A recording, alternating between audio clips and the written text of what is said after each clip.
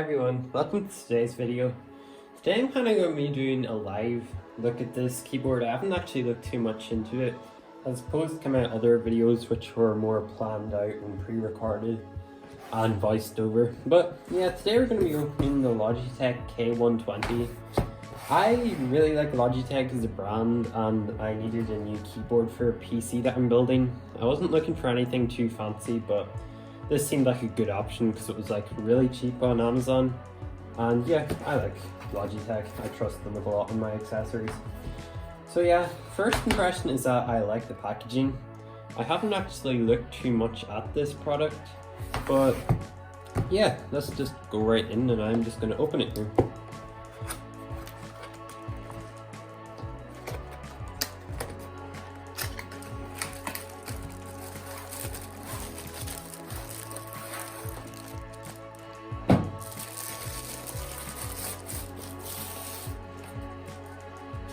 Little manual there. What is it? Warranty sheet?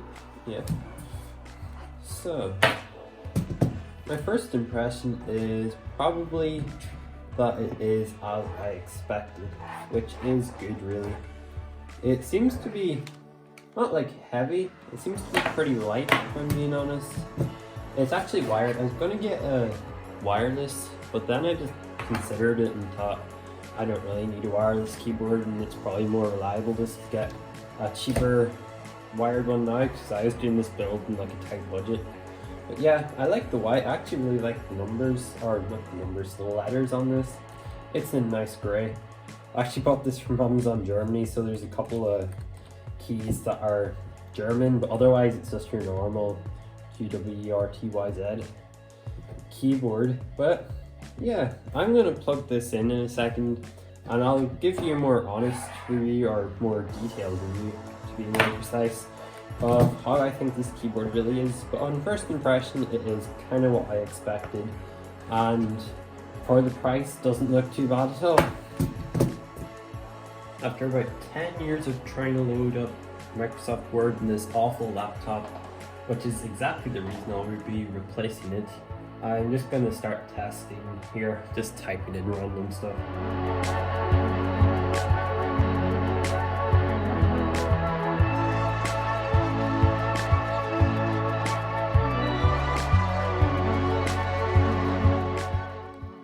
So after a bit more time testing this keyboard, I've come up with a couple of issues that might be a problem with it.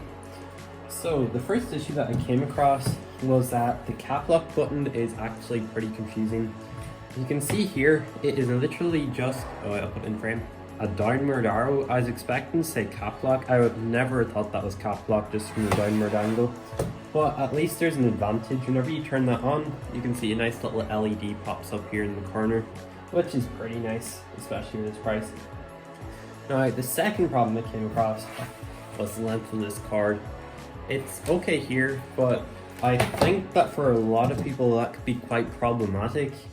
I think if I may have problems with this in the future, I don't know. I probably will be upgrading this keyboard sometime, but this is good for now.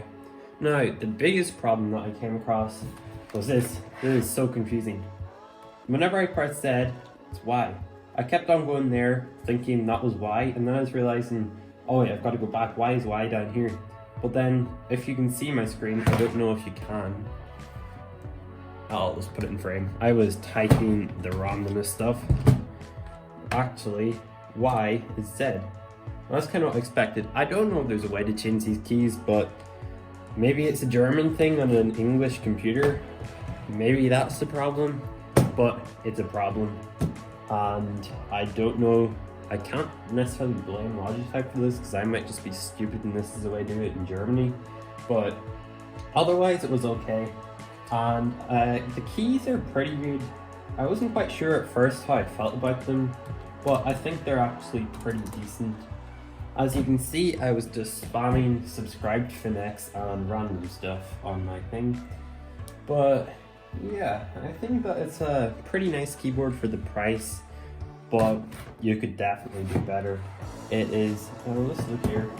It's got a nice stand. Not groundbreaking, just a couple of little flicks. And yeah, it's quite a light keyboard, which is fine. I still like Logitech. I still think this is a good keyboard for the price I paid. It wasn't expensive at all. But yeah, there are issues with it.